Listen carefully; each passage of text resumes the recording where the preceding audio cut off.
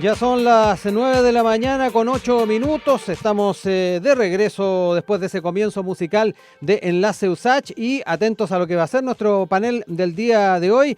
Ya les estábamos enunciando cuáles son los temas que vamos a estar abordando y que vamos a hacerlo con nuestros panelistas del día de hoy. Ahí me comentan que ya están todos listos y todos dispuestos para que saludemos de inmediato a Simón Ramírez, secretario ejecutivo del Frente Amplio, también a Felipe Caro López, investigador de la John Glenn College of Public Affairs en la Ohio State University. ¿Cómo están? Bienvenidos y gracias por estar nuevamente acá con nosotros en Enlace USACH. ¿Cómo les va? Muy bien, gracias. Hola Rodrigo, ¿qué tal? Gracias por la invitación. No, gracias a ustedes por estar acá con nosotros y poder entrar también en estas temáticas. Ahí Felipe entiendo que no ha tenido cambio de hora, pero Simón está en Chile, así que de seguro que está ahí también sufriendo los rigores de estos cambios de hora, ¿no, Simón? Así es todo cerrado, un poco cerrados, tienen que ver con eso. Bueno, Felipe, me imagino que no ha tenido cambio de hora ya en Estados Unidos, así que me imagino que no es tanto. Todavía el cambio. no. ¿Y cuándo tienes tú? Nosotros tenemos cambio de hora en el estado de Ohio en el mes de octubre. Y es ahí cuando quedamos con 2 horas de diferencia con Chile. Actualmente solo tenemos 1 hora, que son las 8 de la mañana. Ajá. Pero es curioso porque cuando acá es invierno, como en Chile es verano, tenemos esa diferencia, y acá cuando es invierno y allá es verano tenemos la misma hora, así que pasa una cosa bien curiosa. Bueno, ya tendremos entonces la oportunidad de que nos comentes en octubre lo que es aquello. Oigan, vamos a ir a los temas que tenemos propuestos para el día de hoy y vamos a partir con estos chats que se dieron a conocer durante el fin de semana por parte de CIPER, fueron publicados en la noche del día sábado sin ir más lejos, donde se revelan favores entre el abogado Luis Hermosilla y la ministra de la Corte Suprema, Ángela Vivanco. Es parte entonces de lo que se dio a conocer en esa oportunidad. Obviamente no ha pasado desapercibido y particularmente desde la perspectiva no solamente del máximo tribunal, sino que además de lo que se ha estado planteando por el mundo político. Recordemos que, ya lo decíamos, en la noche se hizo esta revelación con una serie de comunicaciones entre la magistrada y el abogado entre 2018 y 2023 que dan cuenta de varias gestiones, entre otros asuntos que este último habría realizado Hermosilla para que la jueza se quedara con el cupo del máximo tribunal del país. Una vez en el cargo ya de la Suprema continuaron las comunicaciones y en ese escenario Hermosilla le solicitó información de causas de su interés, a lo que la magistrada, al menos en lo que se desliza, habría accedido.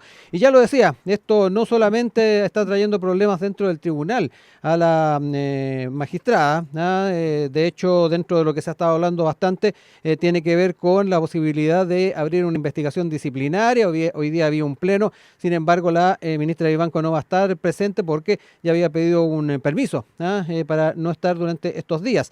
Y por otro lado está el otro flanco que se abre, que tiene que ver con la posibilidad de presentación de libelos en contra de la magistrada por parte de legisladores. Hay legisladores del Partido Socialista, de la ADC, que se han estado entonces sumando a una eventual acusación.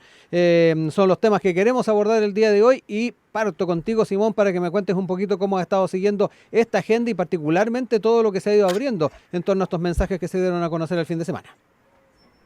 Sí, ¿se escucha bien? Perdón, sí, perfecto. Perfecto. Excelente. Ya, está bien. Sí, o sea, creo que acá hay un hecho que ya veníamos conociendo, ¿no es cierto?, que es de la máxima gravedad y que lo que se presumía se ha ido desenvolviendo, que en el fondo es que los tentáculos, digamos, de Hermosilla como un verdadero dealer de los intereses de grandes empresas y otros sectores han penetrado lo más profundo de nuestra institucionalidad y principalmente en la estructura judicial. Eso es profundamente grave, porque efectivamente, como lo planteó el subsecretario Monsalve, cuando vemos tráficos de influencia a este alto nivel, lo que vemos es la ruptura o el fracaso de la igualdad ante la ley. Pero creo que uno puede ir un poco más allá, porque incluso el subsecretario lo planteaba en términos de que uno ya no hay igualdad ante la elección, ante la oportunidad de poder ser tal o cual cargo, en este caso un supremo, pero en realidad la verdadera desigualdad ante la ley que se genera acá es con respecto al acceso a la justicia. No por nada uno espera que el símbolo de la justicia es una mujer con los ojos vendados, ¿no es cierto? Porque efectivamente lo que esperamos es que el criterio sea la imparcialidad, la existencia misma de un poder judicial independiente o la separación misma de los poderes, y en este caso la separación e independencia del Poder Judicial, existe en su naturaleza para evitar el poder del más fuerte o la influencia de poderes fácticos y que por lo tanto la justicia opere ciega ante esos elementos. Y lo que hoy día vemos cuando hay corrupción en este nivel, vemos que la corrupción impide que la justicia ejerza lo que le es propio, que es precisamente el criterio de la igualdad y la imparcialidad. Entonces, el nivel de influencia y de corrupción que vemos acá es muy profundo, y creo que ese punto es relevante, y con esto termino la primera intervención, porque me parece que acá no solo se trata de una cuestión de mejorar o de ajustar el funcionamiento de las instituciones, que yo creo que evidentemente es algo que tiene que ocurrir. Acá el problema principal es un problema también de poder que hay que identificar, y de cómo ciertos sectores de nuestra sociedad, los sectores más poderosos de nuestra sociedad, han utilizado la institucionalidad también a su ancha y la han visto como un botín para incrementar su poder y su propia riqueza. Y eso es una situación que debe ser corregida, pero que debe ser leída desde el problema del poder, que hoy día a veces tiende a quedar un poco afuera a propósito de la cuestión más administrativa o de cómo mejoramos las instituciones. Felipe, me quedo también con parte de lo comentado por Simón, y particularmente el punto de que esto iría más allá del perfeccionamiento de las herramientas que las instituciones tengan para enfrentar estos casos. Ahí aludía también al tema del poder y de las élites que han estado presentes también en el debate durante estos últimos días, y que es bien importante también ponerlo en el contexto de lo que es esta discusión. Felipe, te escucho. No, definitivamente. Acá también hay un tema que hay que considerar de fondo. Primero que todo, Simón es parte de la élite. Al ser miembro y parte dirigente de un partido político, es parte de la élite de Chile. Por lo tanto, la élite, bajo esa perspectiva y bajo ninguna circunstancia, es homogénea. Así que tiene que tener ciertas características para que sea una élite competitiva, y que claramente distintos tipos de políticos y distintas visiones de país puedan estar constantemente luchando, por decirlo así, en el ejercicio propio del poder, y que sea la ciudadanía quien tome decisiones. Aquí nosotros estamos viendo un elemento que lamentablemente no es nuevo en la Corte Suprema. Nosotros tenemos que hacer tal vez muchos años de retrospección hacia atrás, pero el año 2001 recordemos lo que pasó con el Supremo Correa Buló, que también fue encontrado culpable por tráfico de influencia, que también se hizo un proceso de remoción por parte del mismo máximo tribunal, cosa que yo creo que sería lo correcto en el caso directo con lo que está sucediendo con la ministra Vivanco. Yo me quedo un poco también con lo que ayer se discutía en la mañana y que dijo Kiki Mujica. O sea, aquí el problema, o sea, más que de la estructura propiamente como tal, hay un problema de software, hay un problema de la autorregulación misma de las políticas y de las élites económicas para poder entender el concepto no parroquial de la democracia. ¿Ya? Cuando nosotros normalmente hacemos estudios mucho más profundos de cuáles son las particularidades y por qué fallan el diseño y la implementación de las políticas públicas en América Latina, porque principalmente hay una estructura sistemática a lo largo del tiempo en donde se ve al Estado básicamente también como una estructura mucho más terratenientista, por decirlo así. Pero eso viene desde la época de los españoles, de la lógica, no sé, ahí podríamos citar a Ángel Rama sobre las estructuras de poder de las ciudades coloniales y cómo fue eso determinando el desarrollo de las élites políticas en todo el continente. Tiene sus explicaciones sociológicas, tiene sus explicaciones históricas, pero claramente aquí también significa que hay un desafío mucho más importante de desarrollo ético. Yo creo que hay que seguir manteniendo los conceptos del check and balance, que es un elemento básico en cualquier democracia moderna, o sea que los poderes del Estado tienen que controlarse mutuamente, y por lo tanto yo soy un defensor de que los ministros de la Corte Suprema tienen por un proceso de rectificación por el Senado, porque a mí, por ejemplo, no me gusta mucho el sistema que existe acá en Estados Unidos, donde el presidente nombra directamente a lo supremo. Y nos en una situación, por ejemplo, que si llega a ganar Kamala Harris, lo más probable es que se encuentre con una minoría en la Cámara y con una Corte Suprema en contra. Entonces, básicamente no tiene forma de poder implementar un proyecto político muy ambicioso. Para que justamente podamos llegar a esa estructura en donde la justicia sea vista desde una manera lo más imparcial posible, tiene que haber también un control de parte de los otros poderes del Estado, y en este caso el procedimiento se puede perfeccionar, pero bien como dice Simón, aquí hay un problema más de fondo. El problema de fondo es que la mentalidad de la élite política chilena tiene que dejar de ser implementada por así como con pequeñas cuotas o cuoteos de poder. Aquí básicamente también hay un desafío grande de cuál es el rol de los senadores quien, al momento de designar a los miembros de la Corte Suprema, cuáles son las características de los miembros de la Corte Suprema, cuáles son los currículums, cuáles son las cortapisas que se tienen que poner en términos del historial hacia atrás, cuáles son los nuevos roles, por ejemplo, de los abogados que postulan a la Corte Suprema y que no son parte del Poder Judicial temático. Entonces, hay varios desafíos que son mucho más de fondo. Lo que está desarrollándose en la actualidad con el caso particular de Hermosilla es una crítica a la institucionalidad, pero no solo a la estructura, sino que también a la gente que encarna la institucionalidad, a los miembros del poder. Y eso también incluye a miembros totalmente transversales de la élite política, porque recordemos, en un ejemplo súper práctico, los alcaldes que están siendo investigados por distintos procesos de corrupción son transversalizados en términos políticos. Tenemos el alcalde de Rancagua, que es socialista, tenemos el de Vitacura, que es de Renovación Nacional. Entonces ahí también hay un problema mucho más de fondo que tiene que ver con la estructura ético-moral de la élite. Y yo creo que eso es un desafío mucho más a largo plazo y también es un desafío para los electores, que también tienen que tener decisiones y tomar, en definitiva, elegir a los mejores posibles dentro del espectro que nos está proponiendo la ley política chilena. Sí. Simón, tomemos dos puntos que ahí también señalaba Felipe recién, lo que tiene que ver con esta ética subyacente en las élites, que me interesaría también que entráramos en aquello contigo, y lo otro en lo que tiene que ver con las características que se asumen a la hora de ir definiendo también los cargos, en este caso cuando hablamos de, obviamente, la Corte Suprema. Dos elementos que ahí dejó entrever Felipe en su reflexión, me quedo contigo también para que me cuentes un poquito de aquello. Sí, yo creo que es importante en estas circunstancias también ser capaces de distinguir. Efectivamente, cuando uno observa cómo se comporta la política en nuestro país y esta separación muy profunda, la hemos conversado varias veces acá, entre la política en general y la sociedad, o la política en particular, la esfera política y la sociedad, que se ve traducida también en desapego, ¿no es cierto?, en desafección. Y por parte de la política lo hemos identificado también como una política que muchas veces, a propósito de procesos de tecnocratización de las últimas décadas, se ha vuelto inentendible, ininteligible ante la ciudadanía. Hay harta evidencia también sobre eso. Katia Araujo lo ha trabajado bastante.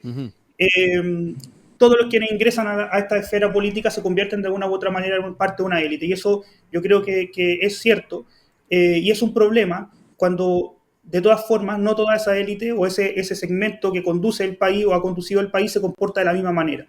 Y acá yo creo que es importante observarlo. No hay transversalidad o no hay una verdadera transversalidad en la corrupción, ni tampoco todos los proyectos políticos representan los mismos intereses de la sociedad. Y eso es importante de anotarlo.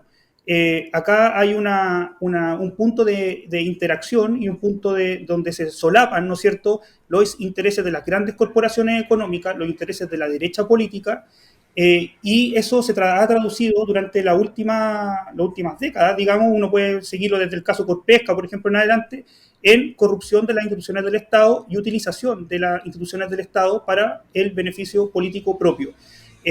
Tampoco hay tal transversalidad cuando nosotros vemos en la situación de los alcaldes, y ahí yo creo que es importante de observarlo. Me parece que en la derecha hemos observado un comportamiento en que cada vez que llega el gobierno, cada vez que llega a distintos tipos de gobierno, utiliza esos gobiernos para enriquecer a su grupo de amigos y a sus familiares. Lo decía recién a propósito de Vitacura, pero también sabemos lo que pasó con la alcaldesa Peñalosa en Las Condes, con Carter en la Florida, y los miles de millones que el ex fiscal Guerra, que después Carter se lo lleva a trabajar con él, dejó la investigación a medias, ¿no es cierto?, y no se sabe qué pasó con esos miles de millones, en parte de cotizaciones de profesores en la Florida que no fueron pagados. Catibarriga en Maipú, ahora sabemos que el gobernador Rivas ocupó más de 2.000 millones en contratos y pagos directos para beneficiar a su familia y a familiares políticos. Entonces, vemos una sistematicidad en todos los niveles del Estado, en donde partimos desde la utilización completa del gobierno, Ward, Chadwick, el corazón político de la derecha en el gobierno, lo vemos a nivel de los gobiernos regionales, lo vemos a nivel de los municipios, y en todo está esta articulación entre llegada de la derecha al poder, utilización de esas estructuras para poder favorecer, pero y además enriquecer y aumentar el poder político de ciertas corporaciones. Y eso no ocurre de manera transversal en toda la élite. Y no tiene que ver con una cuestión solamente ética. Yo creo que de todas maneras hay una cuestión fundamental ética en este asunto, ¿no es cierto?, de no utilizar las instituciones públicas para favorecer de esta manera así de descarada intereses particulares. Siempre los proyectos políticos buscan transformarse en universales, a pesar de que obviamente parten representando un sector de la sociedad, pero acá hay un enriquecimiento ilícito y además económico de sectores que además ya son los sectores más favorecidos de la sociedad. Y eso no ocurre de manera transversal, y yo creo que nosotros como Frente Amplio hemos tenido una agenda y nos hemos planteado de manera férrea combatir todo tipo de atisbo de corrupción, porque, insisto, hoy día hay una cuestión que hace años atrás quizás desde la izquierda podía parecer incluso paradójica, pero defender las instituciones de la República es luchar contra la corrupción oligárquica. Y por lo tanto defender nuestra democracia. Las instituciones de la República, los check and balance y la distinta separación de poderes justamente existen para evitar la influencia del poder fáctico y evitar que nuestra sociedad se rija simplemente por la ley del más fuerte. Y eso ocurre con las grandes corporaciones, como hemos visto, pero también con la delincuencia. Así, el narcotráfico también es una forma de expresión de el más fuerte, y cuando evitamos que haya corrupción en el Poder Judicial, por ejemplo, estamos peleando contra el narcotráfico y contra las élites que quieren hacer del Estado un botín para sus intereses propios. Uh-huh. Felipe, vuelvo contigo, particularmente con el análisis que hacía Simón en torno a las características que asume este tema en cuanto a las élites. Y ahí también había cierta discordancia o distancia de lo que estabas planteando tú en cuanto a la transversalidad. Ahí traía a colación algunos casos puntuales. Me quedo contigo también con eso. Sí, a mí me parece un poco peligroso de Simón, porque la transversalidad a la cual yo me refiero también incluye todo el caso convenios, en el cual obviamente el Frente Amplio, mucho antes de ser considerado partido, es completamente inmerso en una problemática que también, dicho sea de paso, es corrupción. Aunque no estén metidos las grandes corporaciones, en realidad todas las problemáticas que hubo con el traspaso directo de los fondos a estas fundaciones y a estas corporaciones, porque al final del día no importa cuál es el tamaño de la institución privada, por decirlo así, que se beneficie con los recursos públicos. Y en el caso particular de su sector, cumple el mismo que él pone, o sea, llegan al gobierno, se toman el poder de manera democrática e inmediatamente estalla un caso de corrupción por estas transferencias directas a particulares. Independiente de que no sean empresas, o sea, no podemos establecer una diferencia en que si esta plata fue a la fundación menos malas que las grandes corporaciones, porque en términos prácticos la corrupción y en términos reales, estamos hablando de un debilitamiento institucional que es exactamente el mismo. Entonces, a eso yo me refiero cuando hablamos de transversalidad, más allá de las críticas internas, más allá de las decisiones que tomen ellos posteriormente como Frente Amplio, que dicho sea de paso, una de las grandes decisiones que se toma para poder fusionarse como partido, y me lo han comentado parte de los diputados también, es que el caso convenio genera esta catalización de que estos tres micropartidos se establezcan como un gran partido único, que también lamentablemente siento que son una nueva fuerza política, también tiene casos de a cuestas. Y eso es básicamente un elemento mucho más transversal, sobre todo para las nuevas generaciones y para la nueva élite política urgiendo en Chile. Hay otro tipo de desafíos. Aquí el desafío no tiene que ver fundamentalmente con tratar de encapsular que esto pasaba antes, porque ustedes también tienen esa misma problemática ahora que están en el gobierno. Y si el día de mañana el Partido Republicano, por ejemplo, llega a hacerse con el Poder Ejecutivo y tienen esa misma problemática, entonces ahí nuevamente podemos volver a escarchar el tema de que es algo totalmente transversal. Acá hay un problema más estructural de la élite política chilena. Es un tema de tratar de ser menos parroquiales, de tratar de ser más estructurantes en términos en el largo plazo, el entender de que las políticas públicas se desarrollan efectivamente hacia el largo plazo y que si nosotros vamos a trabajar en base a un proyecto institucional país que es completamente válido y que hay que implementarlo, hay prácticas de las cuales ninguna institución, sobre todo los partidos políticos, puede estar ajena o puede pensar con un dejo infinito de inocencia de que a mi sector no le va a pasar, porque ya hemos sido testigos de que todos los sectores pueden ser potencialmente corrompidos. y por lo tanto cuáles son las estructuras que se van a establecer, cuáles son los juegos, cuáles son los cortapisas. Es ahí donde tiene que estar la discusión a futuro. Básicamente, cómo hacen para poder generar un nuevo proceso para los candidatos, qué es lo que pasa cuando parte de sus miembros, por decirlo así, se ven envueltos en este tipo de circunstancias. Y en ese sentido, yo tengo que ser que el Frente Amplio tuvo la capacidad de poder responder mucho más rápido de lo que actualmente, por ejemplo, está respondiendo la UDI con el caso Chadwick. Entonces, claramente hay una capacidad de respuesta distinta a una problemática que puede ser totalmente transversalizada y que ha demostrado en la práctica que es transversalizada. Entonces, sí, ojo con la afirmación de que nosotros no estamos involucrados en esto, o que nosotros somos incólumes a esto, que nosotros tenemos un super escudo con respecto a esto, porque la práctica nos ha demostrado que no es así. Lamentablemente ustedes trabajan con personas, ¿sí? todos los miembros de los políticos, entonces todos los miembros de los partidos políticos son personas, y las personas son sí, potencialmente corrompidas. A eso me refiero con sí, que hay un problema más de software. Sí. Simón. Sí, no, o sea, esa potencialidad eventual, yo creo que siempre ha sido reconocida por todos o sea, por los miembros del partido. Yo creo que eso es una cuestión que efectivamente puede ser la potencialidad de que casos así ocurran, asociada a los lugares donde las personas se encuentran, pero creo que lo que es fundamental también es la capacidad de respuesta, y eso también marca un límite respecto de cuál es la tolerancia a este tipo de prácticas dentro de los partidos, y ese es el cambio que efectivamente el Frente Amplio busca hacer, tanto a nivel institucional. Me interesa que esto se traduzca en una agenda de mejoras institucionales para el Poder Judicial, los nombramientos, etcétera, y eso es parte de lo que hoy día las bancadas van a estar proponiendo durante esta semana, pero también a la interna de los partidos, y el Frente Amplio creo que ha sido el partido que ha demostrado la mayor rudeza, digamos, interna para poder responder en términos orgánicos a esta situación, la única que ha ocurrido, pero terminó con el propio partido querellándose contra los involucrados. En ese caso, la Revolución Democrática. Cuando vemos qué es lo que ocurre en la derecha, me parece que la bancarrota moral en este sentido, y que se traduce en inacción política, es total.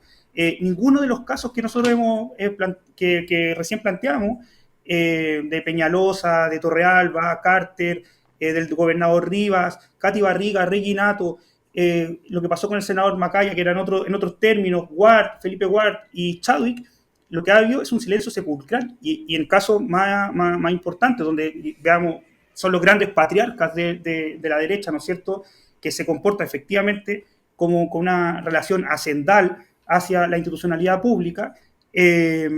Vemos que no solo hay silencio, sino que hay una defensa corporativa y a priori, como ha ocurrido con Chadwick, que aparece en cada uno de los chats. O sea, es evidente que todos los caminos llevan a Chadwick en esta trama. Es muy probable que esto se vaya a revelar pronto, pero lo que hemos visto con Ward y con Chadwick es una defensa corporativa de parte de la UDI, a priori, sin tampoco ver cómo se desenvuelve el proceso judicial. Entonces, ahí hay una diferencia que es sustantiva, que tiene que ver con cómo enfrentamos estos problemas, y a nosotros nos preocupa de sobremanera, efectivamente, cómo cada una de estas circunstancias que han sido históricas también han separado consistentemente a la sociedad de la política, y eso para nosotros, que para mucho de lo que fue el establishment de las décadas pasadas les parecía que era una muestra de sanidad de la política, que en el fondo las personas no estuvieran preocupadas de la política porque la política se desenvolvía sola, y eso terminó en casos de corrupción. A nosotros, como proyecto político, lo que nos interesa es que la política vuelva a entramarse con la sociedad, que vuelva a la sociedad a ser partícipe, y a poder tener el derecho a participar en igualdad de condiciones dentro de la deliberación política en general, y que no sea una cuestión aparte, porque cuando es aparte empiezan a reinar los intereses particulares, como hemos visto, y empieza a reinar también el interés del más fuerte. Entonces, acá hay un problema que es estructural, nosotros lo reconocemos, pero que nos interesa que también las fuerzas políticas pongan todo a su disposición para poder ir construyendo una relación de cortapisa, de barreras fuertes a la corrupción, pero porque eso también garantiza la igualdad de la ciudadanía ante las estructuras de poder de la sociedad, de la política, de que la política efectivamente exprese la voluntad popular y no los intereses de Corpesca o no la minuta de la AFP, y que la justicia actúe con los ojos vendados, no con información privilegiada y un tráfico de influencias con los sectores más poderosos del país también. Felipe, te dejo ahí tiempo para cerrar ideas en torno a este tema. Mira, aquí existen dos elementos importantes a rescatar sin lugar a dudas. Primero que todo, aquí no se trata de una lucha de los buenos contra los malos, aquí hay una lucha por proteger la institucionalidad existente en un régimen que es altamente débil en América Latina, que son las democracias. Para eso hay que crear, como bien dice Simón, un vínculo con la ciudadanía, y ese vínculo se hace mediante dos elementos que son fundamentales. El primer elemento es que las instituciones tengan un grado importante de independencia y que se tenga una confianza en que las decisiones que se toman son en base a los mejores criterios disponibles. Segunda, y yo creo que tiene un nivel importante de profundidad, tiene que ver directamente con la forma en la cual se toma una estructura sistemática para seleccionar a la élite política. Y en ese sentido, yo vuelvo a insistir, no se trata de una problemática que queda, o sea, yo entiendo el discurso político de Simón y está bien, porque es parte de un partido político que es gobierno en la actualidad, que busca mantener el poder, porque para eso están los partidos políticos, eso no tiene nada, de hecho es parte de la existencia propia de la democracia. Pero si Simón sigue estableciendo como línea base que existe una vinculación maniqueísta entre los buenos y los malos, ahí también pierde un poco de la objetividad necesaria para poder también hacer el cherry picking y sacar a los elementos que son indeseables, por decirlo así. Porque dentro de esta perspectiva, uno se podría preguntar, la diputada Catalina Pérez sigue siendo parte de la banca, porque no ha sido expulsada de la banca plenamente como tal, porque se supone que si el término es, pucha, nosotros tenemos que esperar a que terminen los procesos judiciales, estás al mismo estándar de la UDI que dice, yo a Chadwick no tengo que reprocharle nada porque no está siendo investigado, la diputada sí está siendo investigada, y todavía no ha sido condenada a nada. Entonces, esta doble lógica de que a los míos los trato de manera mucho más suave de los que trato a las otras, es donde efectivamente se pierde parte del discurso de la independencia. Entonces los actos que se hacen, sobre todo en una ley política nueva, tienen que ser mucho más inmediatos, sobre todo si entran dentro de una estructura que es mucho más crítica a las decisiones y a la forma en la cual se tomaban las decisiones con anterioridad. Entonces, yo creo que encuentro que están al debe todavía, en términos de que las decisiones tienen que tomarse no solamente con la rapidez, sino que también con el nivel de pureza que tiene que ser coherente con el discurso que han estado implementando en los últimos años y que desde el momento que llegaron a ser gobierno no lo hicieron de...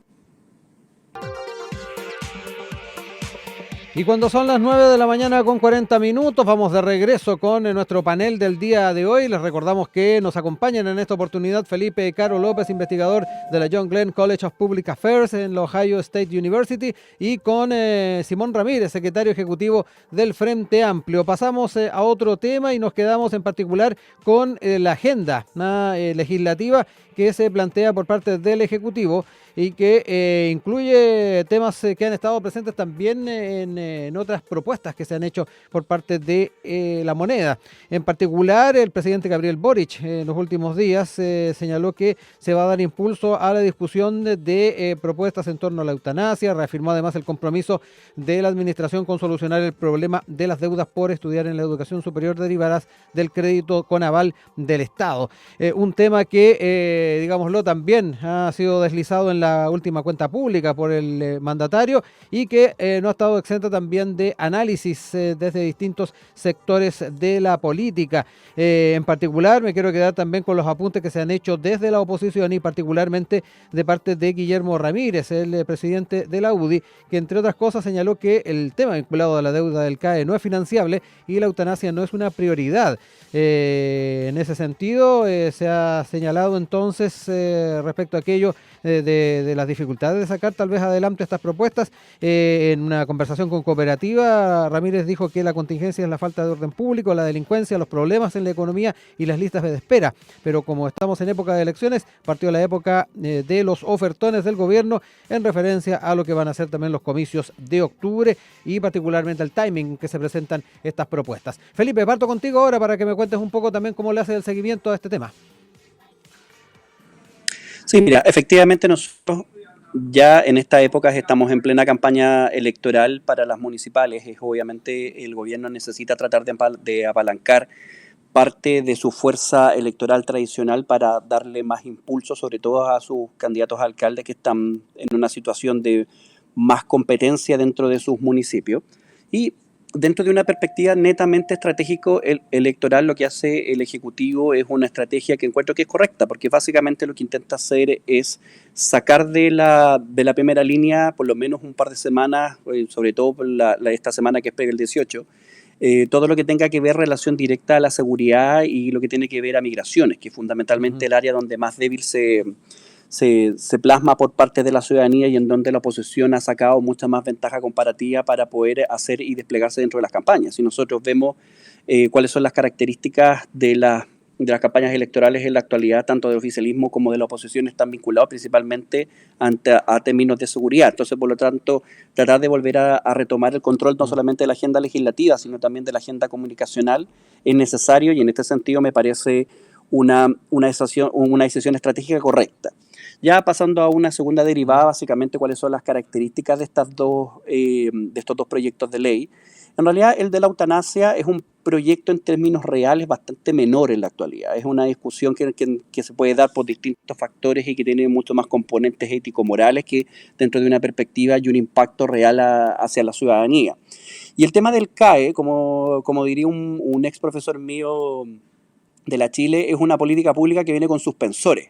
Eso significa de que viene totalmente encuadrada hacia un tipo particular de beneficiario, por decirlo así, que tiene que cumplir demasiados requisitos y por lo tanto la lógica de la exclusión en términos reales, o sea que no es una política universal, se está plasmando en el día a día. Ahora, esto es totalmente entendible, también considerando que las proyecciones económicas a futuro y sobre todo el nivel de endeudamiento actual que tiene el Estado de Chile hace muy insostenible en el largo plazo poder tomar compromisos financieros mucho más, por decirlo así, ambiciosos, porque se proyecta que no va a estar el dinero para poder hacerlo, así de sencillo.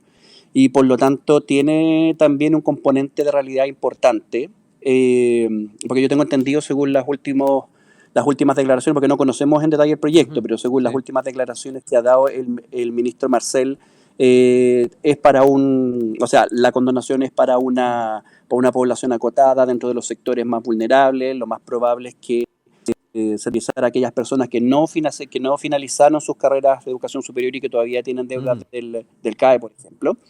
Y para el resto, distintos procesos y proyectos de refinanciamiento, también considerando de que este proyecto en realidad es una de las patitas en un marco mucho más amplio, que es generar una completa al sistema para poder priorizar de alguna otra manera los sistemas de financiamiento en la educación superior en Chile. Entonces, tiene cosas positivas, tiene cosas que tal vez son un poquito negativas, pero en definitiva, si lo vemos desde una perspectiva política y estrategia electoral, es una decisión correcta.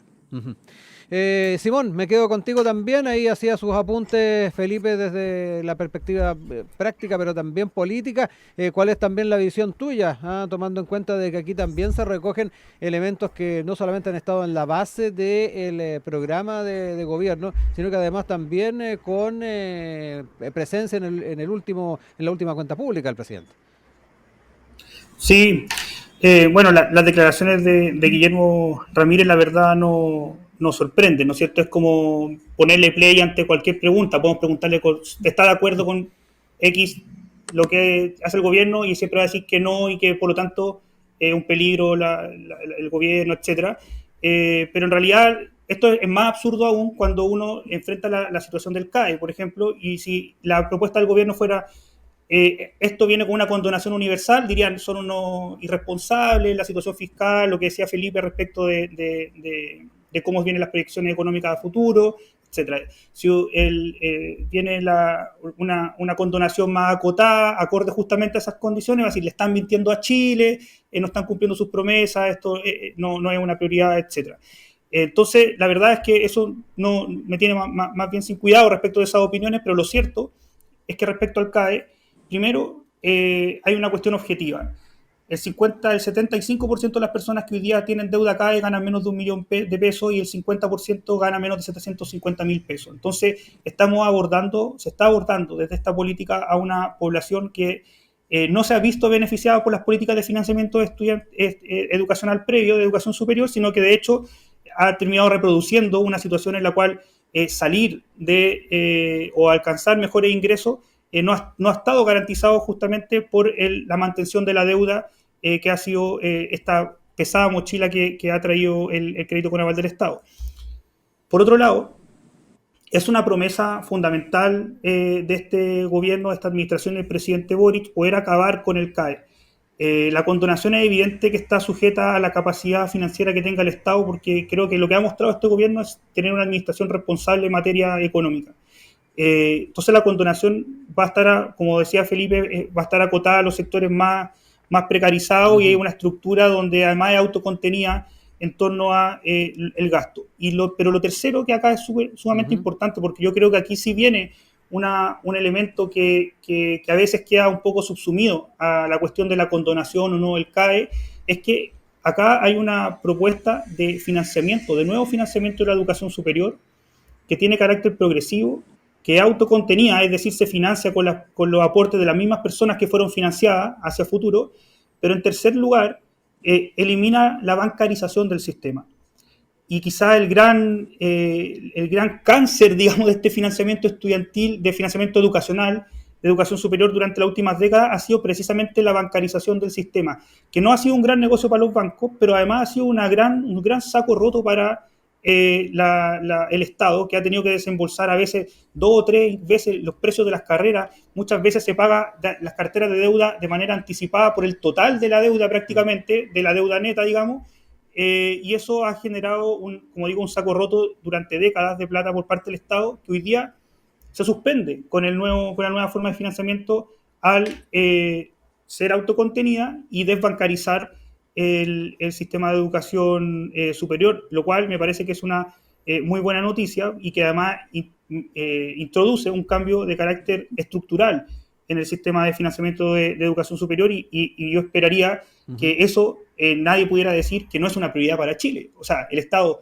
deja de desembolsar en un saco roto plata que va directamente a la ganancia de los bancos, y puede financiar de una manera progresiva a un sector de la población, un segmento de la población que tiene ingresos superiores para no caer en la gratuidad, pero que no tiene ingresos suficientes para poder pagar la universidad, y que en este caso no va a ser pagada en el acto, sino que a futuro, de manera contingente, a los ingresos.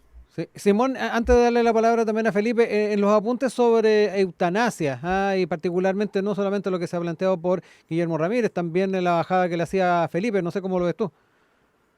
Estoy totalmente de acuerdo con lo que decía Felipe. Creo que acá hay un avance en una materia que es de dignidad, de poder elegir también una muerte digna. Realmente no se comprende a esta altura de la vida, digamos, de la historia, que por parte de la derecha sigan en una posición empecinada en obligar e imponer sus valores éticos, morales, religiosos al conjunto de la sociedad, que impidan tomar decisiones como esta. La eutanasia no obliga a nadie, no es un requisito obligatorio para poder elegir la forma de morir en un momento en que las personas ya están desahuciadas o no tienen salida en sus enfermedades.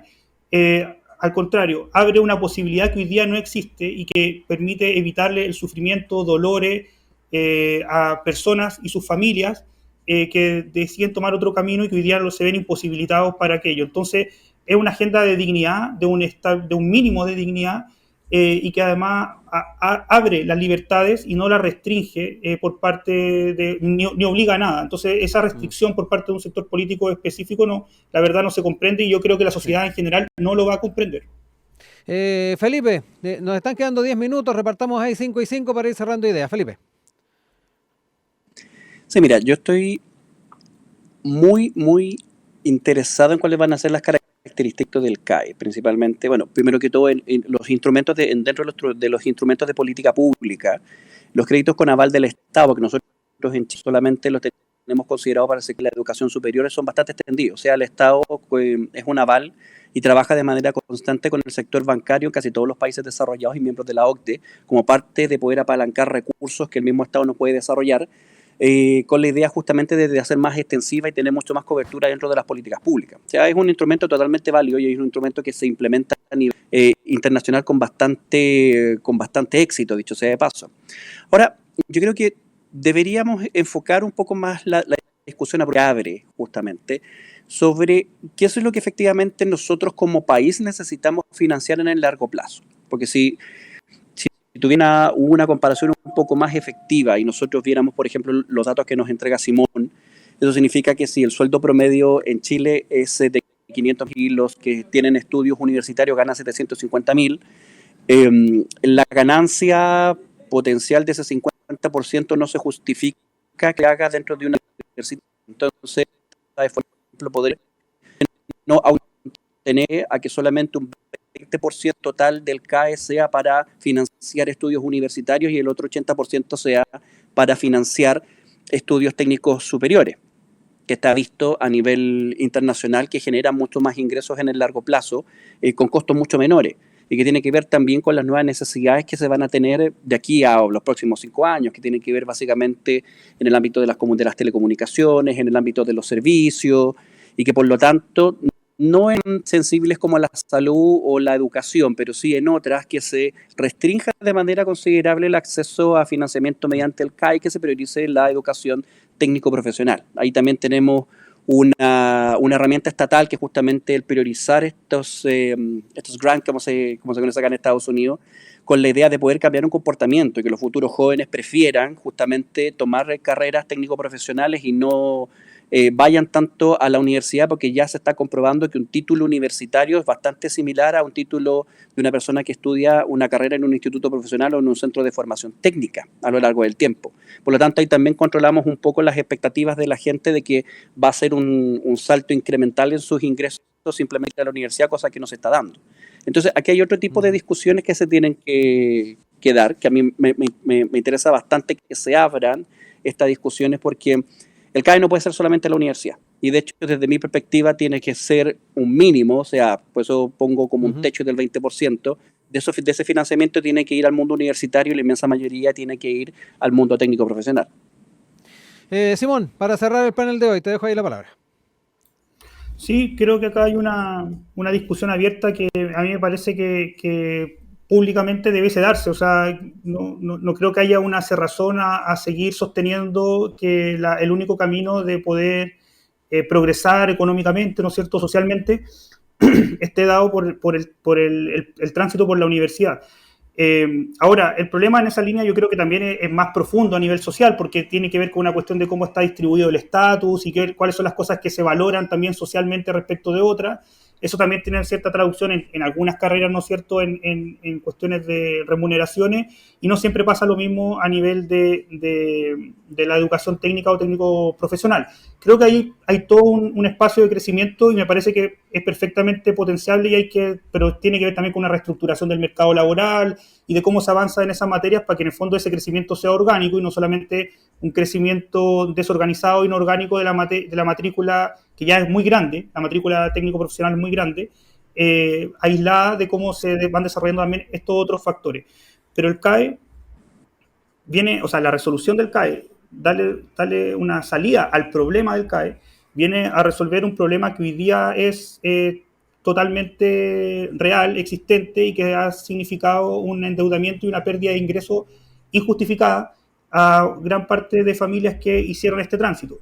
En algún momento el CAE se utilizó como una herramienta efectivamente para poder ampliar la matrícula universitaria. Desde nuestro sector nunca nos ha parecido una muy buena herramienta, porque no es solamente que el Estado funcione de aval con los bancos, que efectivamente eso puede ocurrir en múltiples áreas. En particular tiene que ver los términos en los cuales se estableció esa relación de aval con los bancos, que fueron extremadamente favorables a los bancos, también a propósito de cómo se comportaba el mercado educacional y el mercado laboral posteriormente, donde muchas veces las personas tenían trayectorias educacionales que no se terminaban, y luego o terminaban y no encontraban una posición en el mercado laboral que les retribuyera con suficiencia para poder pagar esa carrera. Entonces, eso generaba una relación muy desigual y terminó generando una situación de injusticia, de verdadera injusticia en la familia y de carga financiera muy pesada para sectores medios que no tienen alto ingreso y que hoy día se enfrentan a su cotidianidad con esta deuda, entre otras.